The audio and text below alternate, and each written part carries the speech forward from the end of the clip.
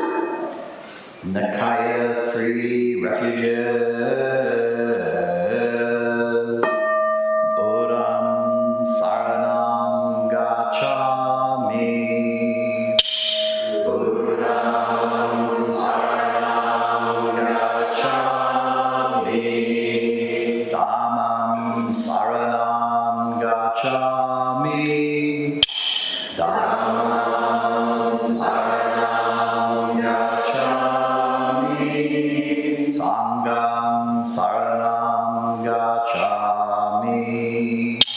Sangam saranam gacchami. I take refuge in Buddha. I take refuge in Buddha. I take refuge in Dharma. I take refuge in Dharma. I take refuge in Sangha. I take refuge in Sangha.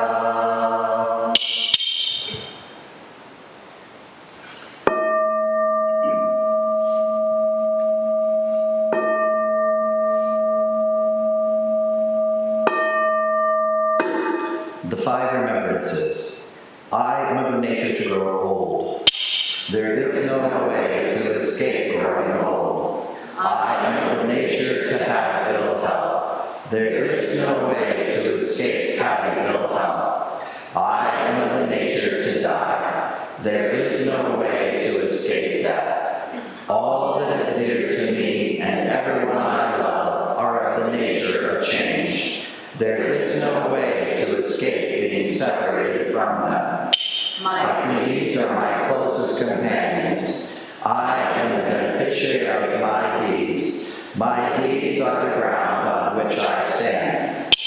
I am of the nature to grow old. There is no way to escape growing old. I am of the nature to have ill health. There is no way to escape having ill health. I am of the nature to die. There is no way to escape death. All that is dear to me and everyone I love are of the nature of change. There is no way to escape being separated from them. My deeds are my closest companions. I am the beneficiary of my deeds. My deeds are the ground on which I stand. I am of the nature to grow old. There is no way to escape growing old. I am of the nature to have ill health. There is no way to escape having ill health. I am of the nature to die. There is no way to escape death. All that is dear to me and everyone I love are of the nature of change. There is no way to escape being separated from them. My deeds are my closest companions. I am the beneficiary of my deeds. My deeds are the ground on which I stand. These precious human life, rarely encountered, is easily lost. Now that I have life and opportunity, may I practice the Dharma wholeheartedly.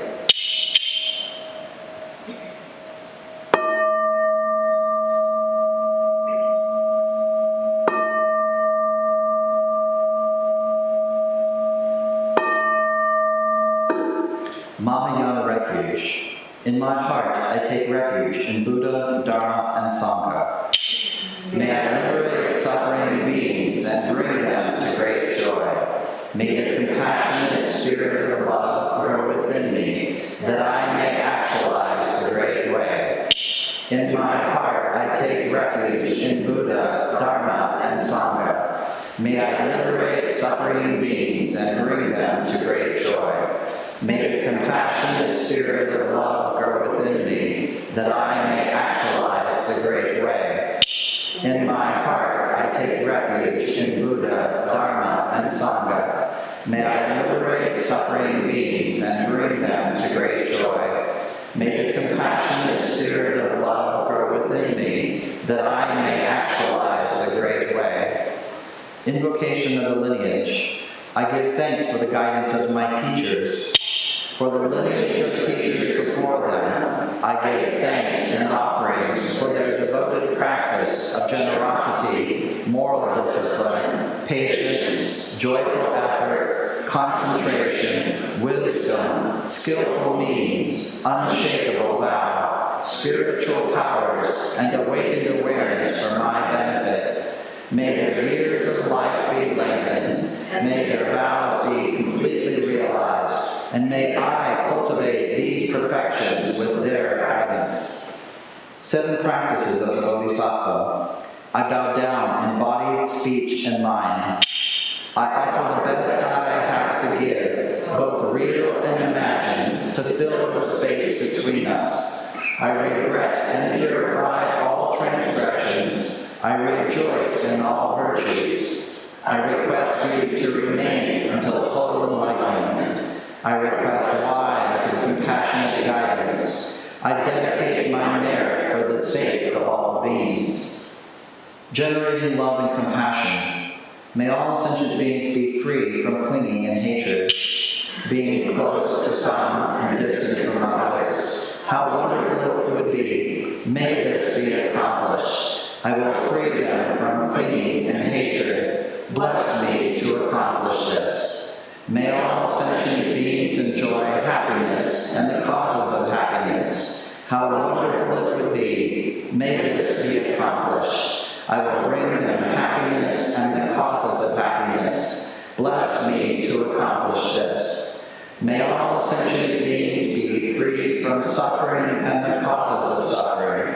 How wonderful it would be. May this be accomplished. I will free them from suffering and the causes of suffering. Bless me to accomplish this. May all sentient beings have a joy that has never known suffering. May they be free from clinging, hatred, jealousy, miserliness, doubt, pride, wrong view, ignorance, and dualistic thoughts. How wonderful it would be. May this be accomplished. I will bring them to this state. Bless me to accomplish this.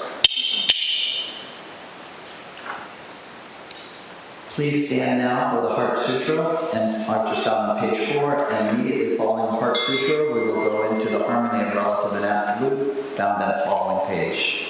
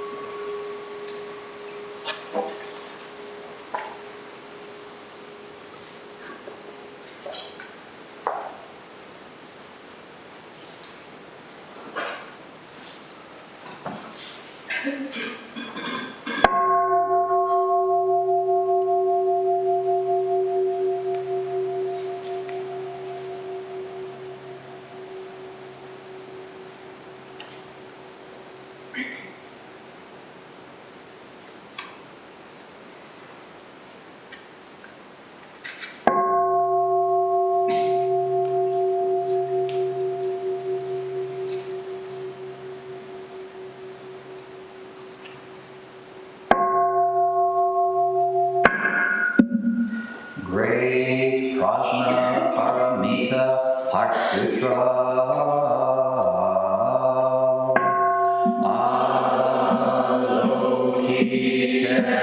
Avalokiteshvara Bodhisattva practicing deep Prajna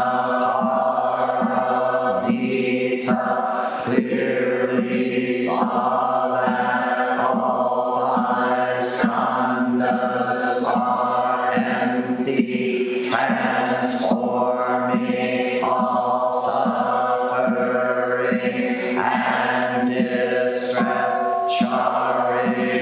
Shariputra form is no other than emptiness, emptiness no other than form is exactly emptiness, emptiness exactly form, sensation, perception, mental reaction, consciousness are also like this.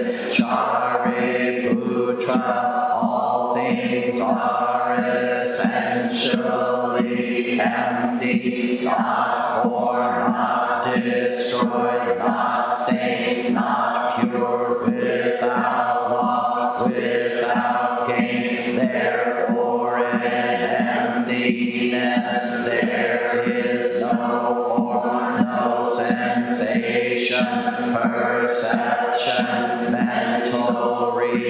reaction, consciousness, no eye, ear, nose, tongue, body, mind, no color, sound, smell, taste, touch, object of thought, no seeing, and no want to, no thinking, no ignorance, and also no ending of ignorance, and so on to no old age and death, and also no ending of old age and death, no suffering, cause of suffering, cessation, path, no wisdom, and no attainment,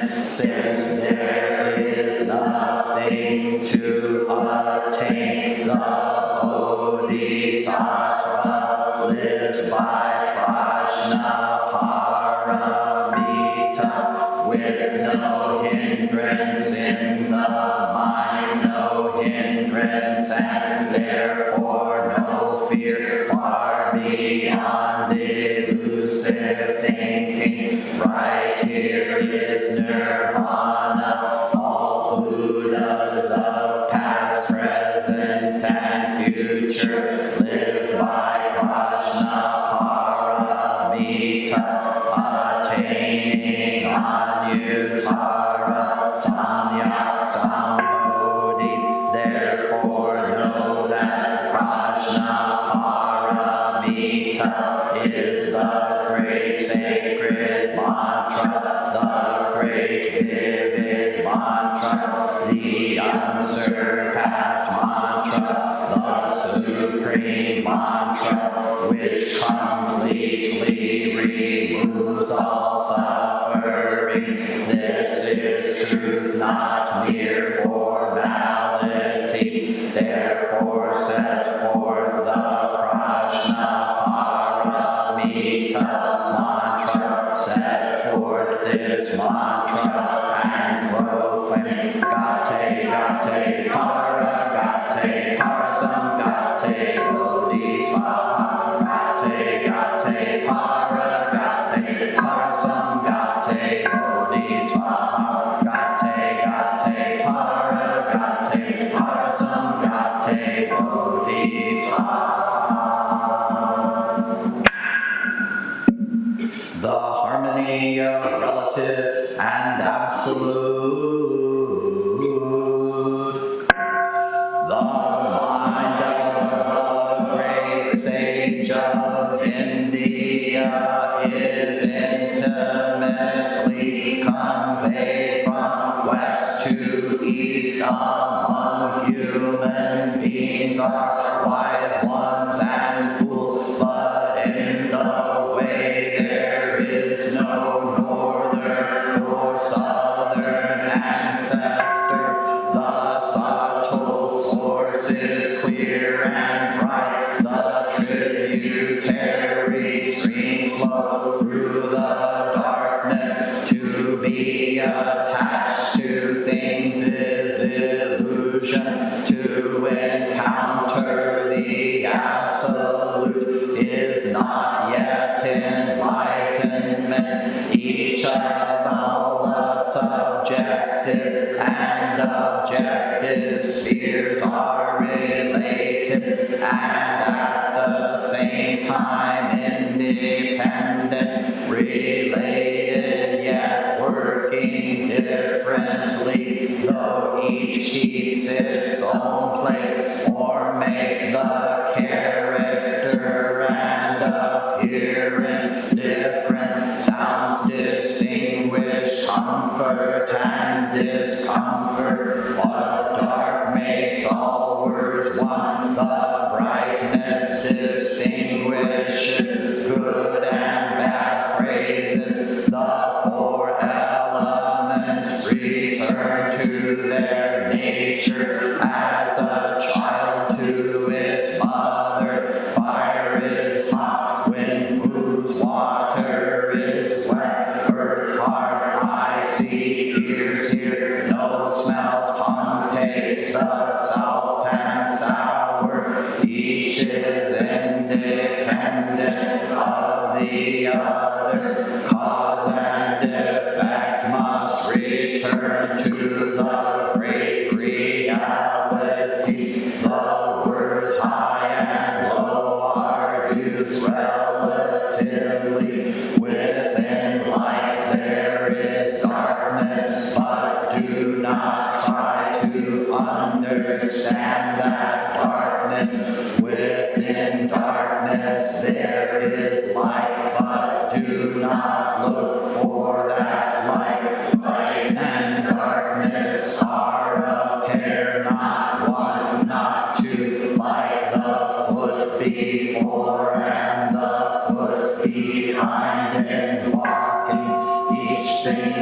has its own intrinsic value and is related to everything else in function and position. Ordinary life fits the absolute as a box and it's lit. The absolute works together with the relative, like two arrows meeting in midair. Reading words, you should grasp a great reality. Do not judge by any standards if you do not see the way. You do not see it even as you walk on it.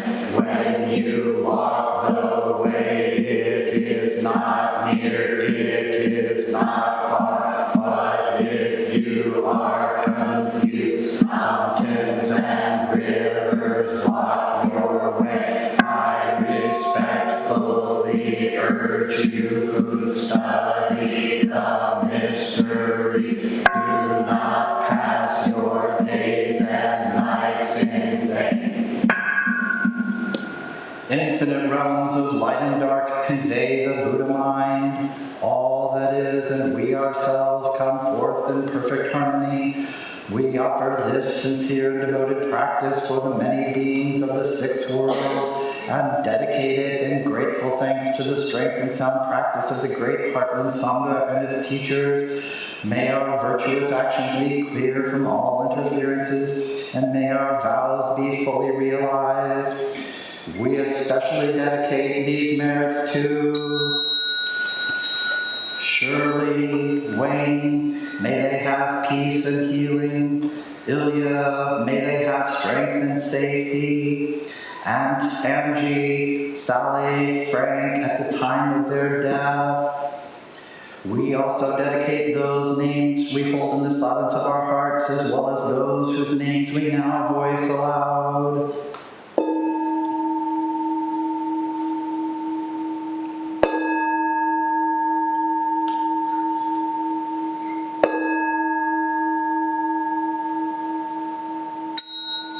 May we live in perfect peace with Buddha Dharma, and may we realize the Buddha way together. All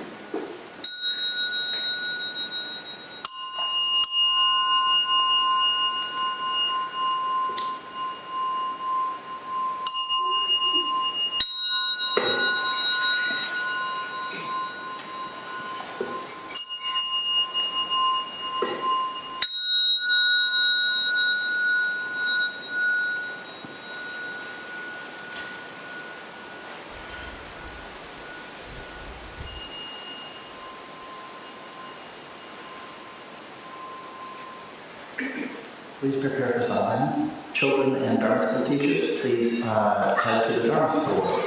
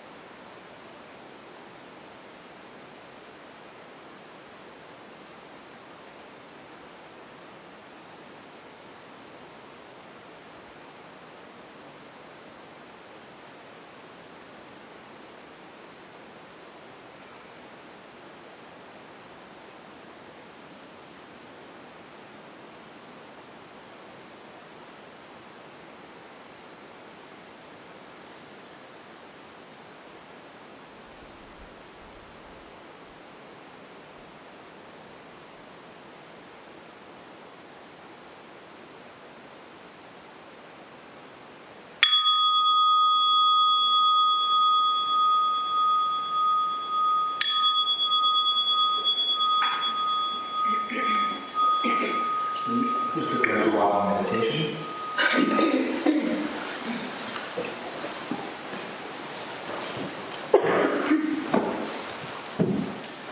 At the sound of the clappers, the first and third rows will turn to the right, the second and fourth rows will turn to the left.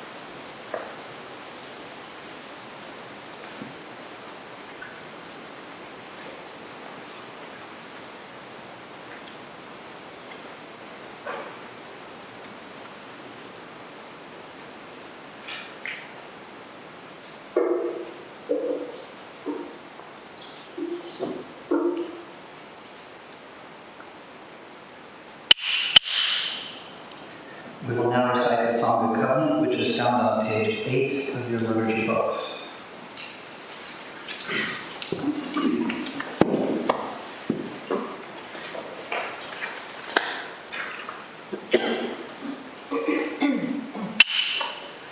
We, the Daishin Kokoji Sangha, with respect for the worth and dignity of each person, with wonder at the wisdom and compassion we seek to cultivate by practice, and with deep gratitude for the teachers of this lineage and our connection to one another, covenant to support each other by upholding the precepts of doing no harm, practicing good, and actualizing good for others. Please have a seat for this morning's talk. Please sit comfortably facing our teachers. In a moment, we will open with the document opening the sutra, also found on page 8 of your liturgy books.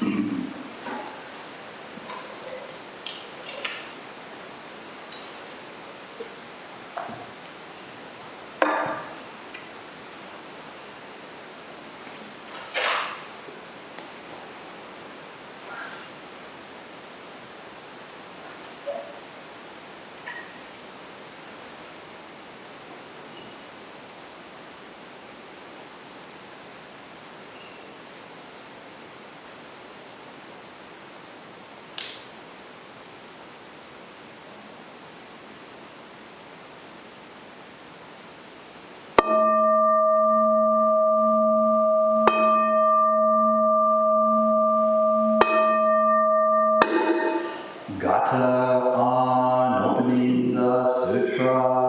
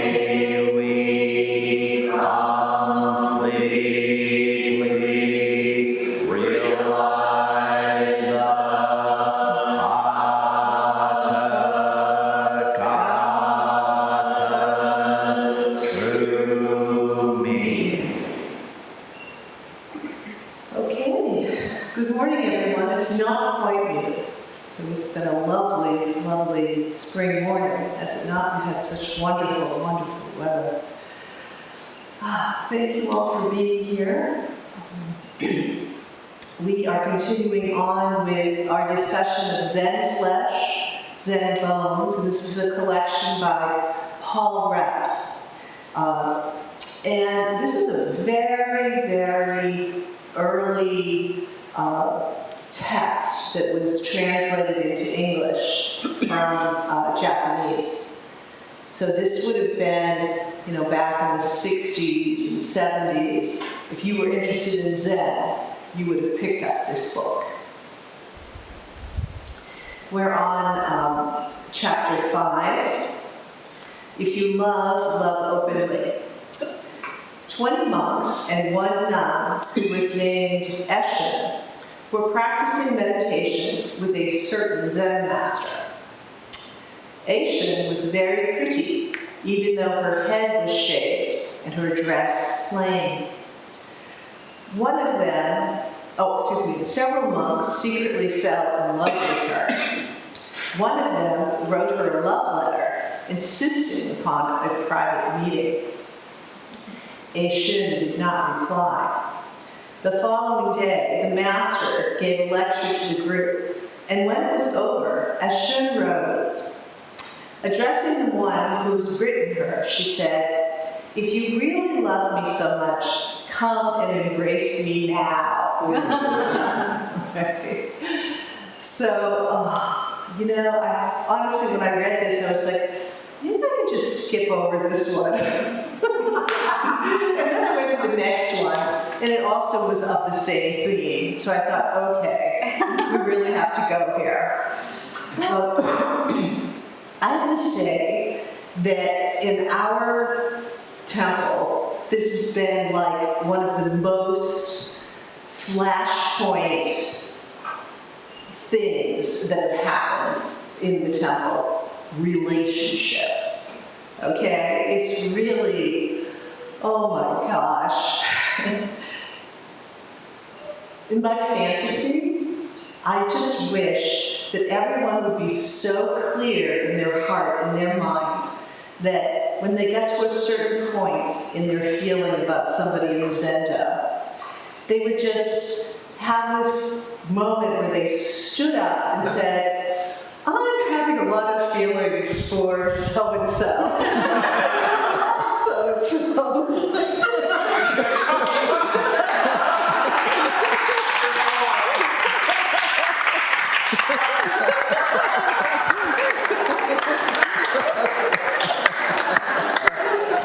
When he married me. I wasn't expecting that. And the answer is, Oh, yes.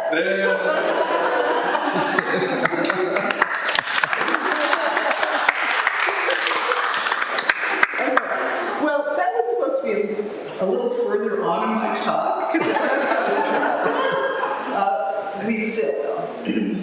So, of course, the heart's desire is the heart's desire. And this is like probably the most messy, the most complicated part of being human. Among people say the certainty of death and taxes, and I would add romantic love and its issues, right? It's just such a rich place for practice. And I have to say, a lot of times, you can see the arc, right? People get into relationships, and we've seen it so much, we know the ending of this story, right? And unfortunately, the ending of this story is one or both leave. Because that's the usual arc. This is very sad. And the truth of the matter is we're human Buddhists practicing in the human realm. And as they say, all is fair in love and war, right? So this doesn't, all of that doesn't stop at the temple doors and windows. It all comes in with us. So sometimes we get it right, and sometimes we get it wrong. And the Dharma can work with that either way. The most important thing is that we are actually honest and true to our experience and have the courage to speak our truth. That is actually bottom line what the Dharma requires. And you know what? That doesn't take any training per se. We can all do that the second we walk in the door, right? You just have to know that the entire assembly is here to support you and encourage you in being true to your experience. Now, if you hide it in the dark recesses of your mind, and then it blows up inappropriately, we can work with that too.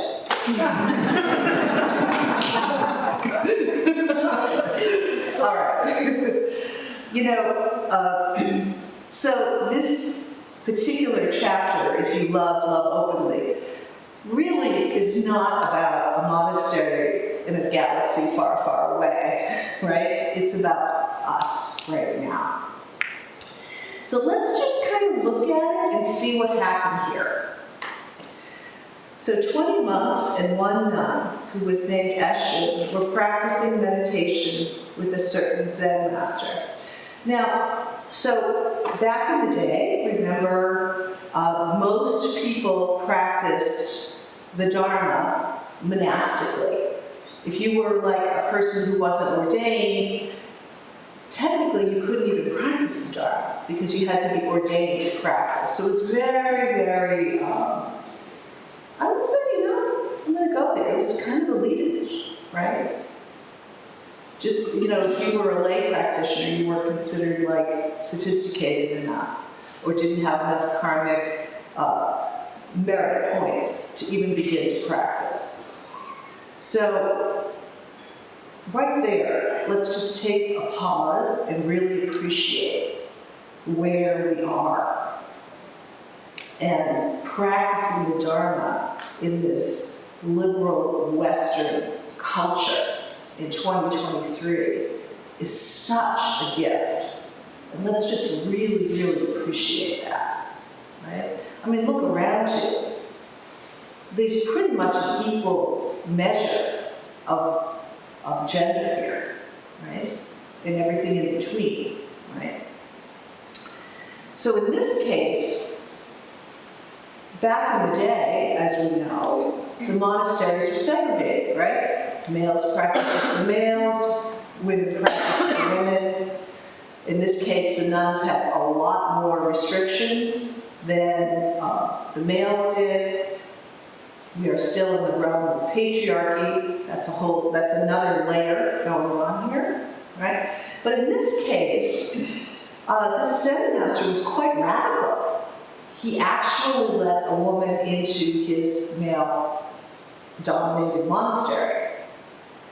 Now, you might think, oh, that was kind of a faraway thing, but actually, right in our own lineage, Jiyuken, from whom our ordination lineage comes from, was actually the first Western white woman to be asked to come to an all-male Japanese monastery. And she has a book about this that's quite interesting. Jiyuken. Something like The Wild White Goose or something like that. I can't remember the name of it exactly. But anyway, she talks about some of those dynamics of being the only woman and gaijin, so that's a double hit. She wasn't Japanese and she was a woman. Fortunately for her, she was kind of built like Julia Child. Does anybody know who Julia Child looks like? Towering, imposing, right? And, you know, yeah, towering and imposing. And of course, there she is in this monastery with these Japanese guys who tend to be about 5, 6 and under. So I think this really worked to her advantage, actually, fortunately for her. But our monk here, Aishin, was not so lucky, right? She was very beautiful. And even in robes with shaved head, quite comely, right? So, as things would happen, several monks fell in love with her. But also, I want you to appreciate that I think that perhaps the situation was even more heightened because, first of all, we're dealing with young people, young men, who are just being human. And secondly, we're dealing with the fact that this is like quite an anomaly. I mean, this is weird. This woman who's so pretty is like in the center. So of course, all of these guys are going to have feelings, right? They're human. So, in addition to that, imagine you're sitting there with this beautiful woman who's like totally radiating because she's a really good Dharma practitioner, right? And she's like, she's got the mojo on. And of course, like, you know, when you're sitting in the Zendo, we end up loving each other, everyone, right? But then you have the overlay of the male-female relationship going on. And that's kind of where everything gets really sticky. So several monks secretly fell in love with her. Can you imagine like the torture of like sitting for hours on end next to this like really beautiful woman, like just like, and there's nothing to stop you from letting your mind just like go and go and go and go. You gotta have some, you know, some compassion for these guys. You know, also, like, I mean, Vincent and I kind of had that, right? I mean, we were basically dating while we were in the Zendo. And I can tell you for sure, there was a lot going through my mind.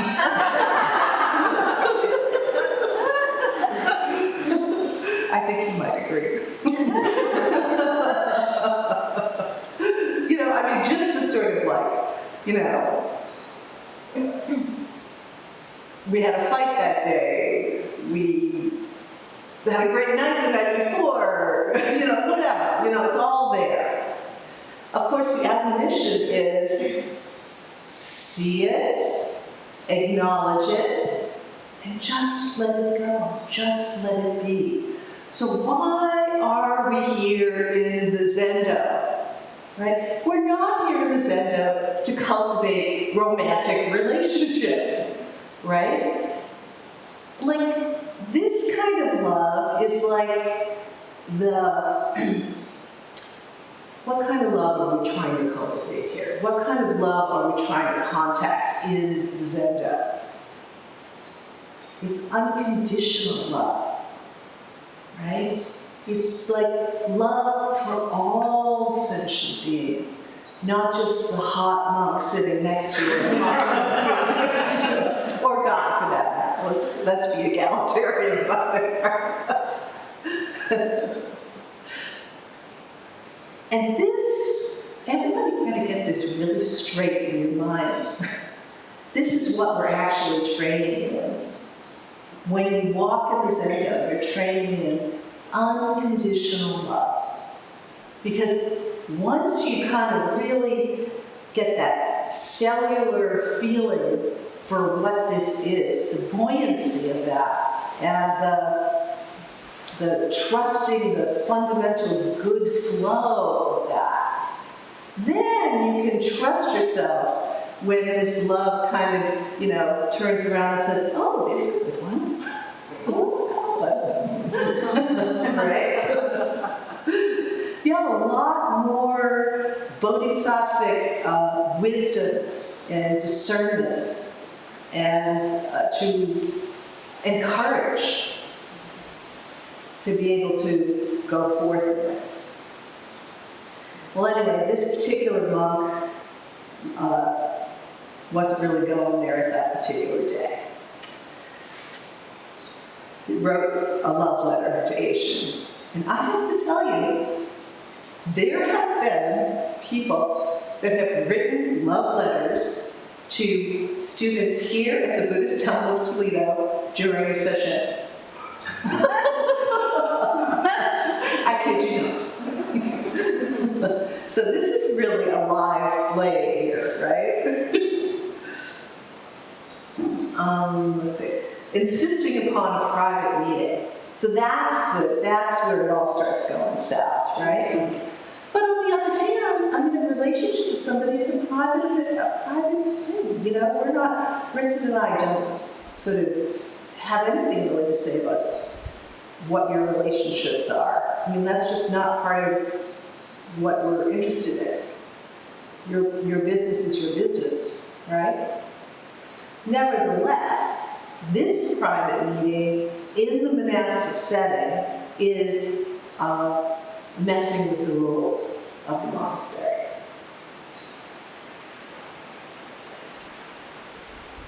So we all know when we're transgressing. In the depths of our heart, we all know when we're transgressing. There's not one person sitting in this hall that doesn't know when you're messing up. The thing is, it's so easy to override that. That's the problem. So, you're training in how to trust that discrimination, that awareness that knows, don't cross this boundary. Don't break this rule. And more importantly, you're training in how to lasso your conditioning that has allowed you to override that.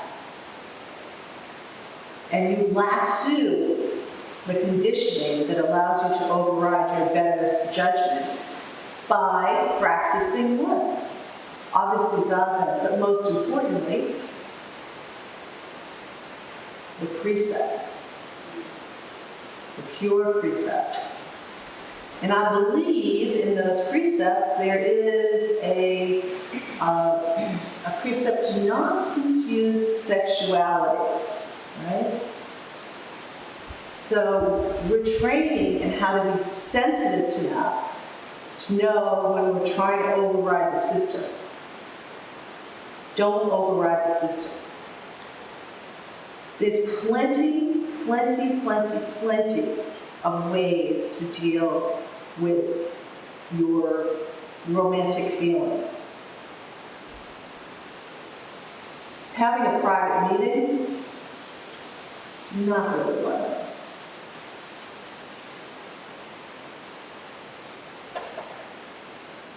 So, Aishin did not reply. Can you imagine this poor girl? She's probably like, oh man, I came here, I shaved my head, I put on these robes because I didn't want to freaking deal with this anymore. But oh no, here it is, right? And she actually was there to train. And she was courageous. I mean, she would have to have been courageous and quite something for the master to have let her even into the temple with all these guys, similar to Jia Kennett. I mean, think about it. Jia Kennett, first Western woman to be trained and get transmission from a Japanese line, starting her own Western lineage, of which we're a part. So she was kind of a mother, right? And this guy knew that Aishin was a mother, right? And sure enough, she showed her mind to the master and to the whole assembly. Not privately, publicly. Aishin arose, addressing the one who had written her. She said, "If you really love me so much, come and embrace me now." That is such a beautiful response to this letter that she got. Now my question to you is, what did the monk do who wrote the letter? What would you do if you had written such a letter? We've seen what Roshi did.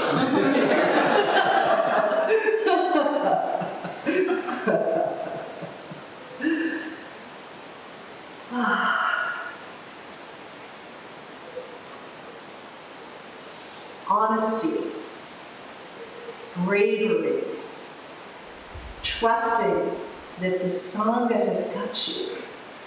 Trusting that you can speak your truth. You can speak your heart's desire. And it will be received. It's all workable, right? That's the whole point of practice. That's the whole point of you sitting on that cushion, encountering the dark, private places of your mind that you don't want to bring to the light of day. It's all workable. And because you're working with it directly in your practice, when it shows up in the Sangha, oh, the love and the spaciousness and the warmth and the accommodation, the being able to hang with whatever private little weird recesses are in my mind because I have no choice. I have to keep on sitting on the cushion. Wait a minute, that's not different than hanging with whatever is coming out of someone else's mind. Right? And lo and behold, what do you have there? You have the functioning of unconditional love and compassion. So bring it on, baby. Be honest. Be true. May it be so. Well, now, Oh, wait. I think I messed up. I'm sorry. I messed up because the kids are supposed to come at 25 past, right? And it's only 20 past. What should we do? Questions? Go get it. Questions? I don't know if I dare open it up. I'm afraid to do that. Oh, but people really do want to do it. Roshi, it's up to you. Zazen, questions, or get the kids? Take a minute.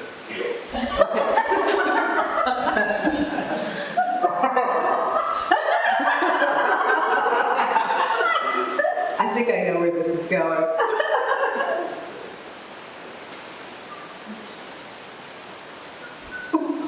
What's happening? What's happening? Oh, I was just telling Dylan he's the go.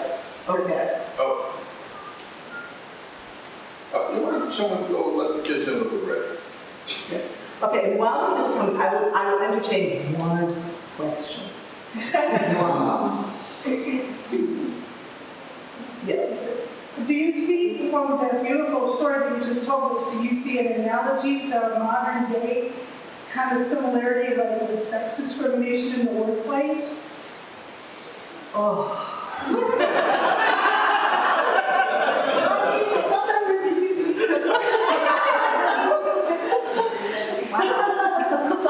Because that's what came to my mind, sort of, you know, like people behaving perhaps not correctly in that environment. Yes, yes. So people are speaking their truth, right? In the workplace, and this is a good thing. It's helping all of us to be better people, more loving, more respectful, more kind.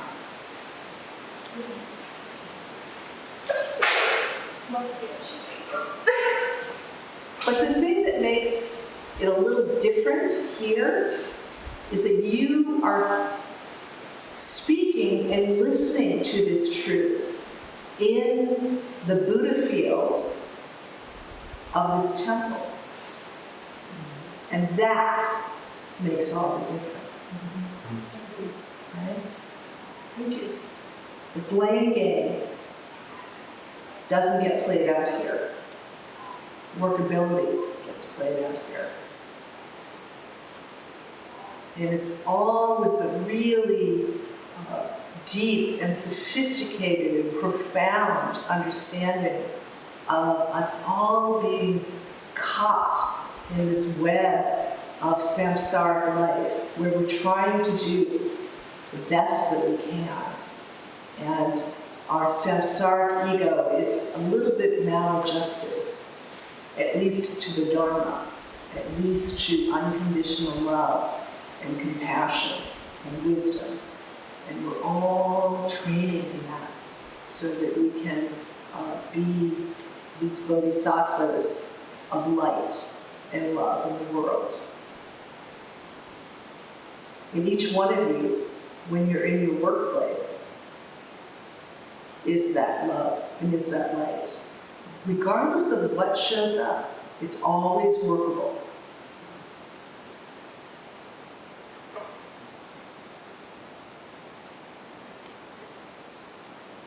All right.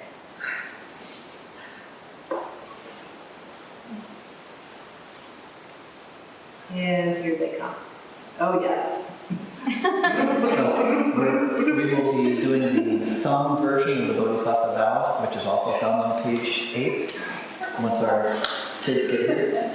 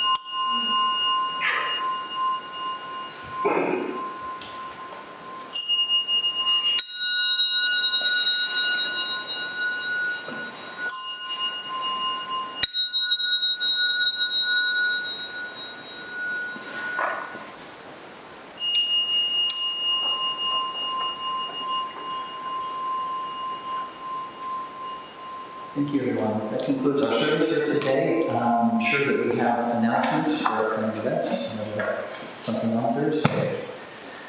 You want to talk about that? This Thursday evening from 6 to 8, we're going to be hosting the multi-phase of Northwest Ohio's Summer Intergenerational Program. So we'll have people from 9 different wisdom traditions here across generations coming to encounter our practice. There will be dinner, and we will let them encounter what happens in the temple and some Q&A, and we really would strongly encourage you to come if you can and welcome these folks and host them graciously. So if you can do that, and if you think you can help, if you could see me and or Kensei after service, that would be great. Thank you.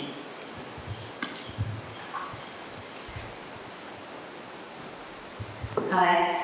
This week is 1 week since we completed the Embassy Garden. And